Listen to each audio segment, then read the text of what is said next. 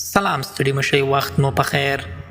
د طالبانو دفاع وزیر وایي د هوایي بریدونو د ترینګلې وضعیت عواقب به د پاکستان په غاړه وي. د طالبانو ملي دفاع وزارت د پاکستان له لوري د افغانستان د هوایي حریم نقض په کلکو ټکو غندلی. یاد وزارت ویلي پاکستان یو ځل بیا د افغانستان هوایي حریم نقض کړ. ډیورنډ کرښې ته څیرمه د پکتیکا په مرغۍ ساحه کې یو ملکي بازار بمبار وکړ او د پلازمینې کابل قلمرو یې هم نقض کړ. د طالبانو ملي دفاع وزارت دغه عمل د افغانستان او پاکستان په تاریخ کې یو بېساری له تشدد ډک او کرغېړن اقدام بللی دی.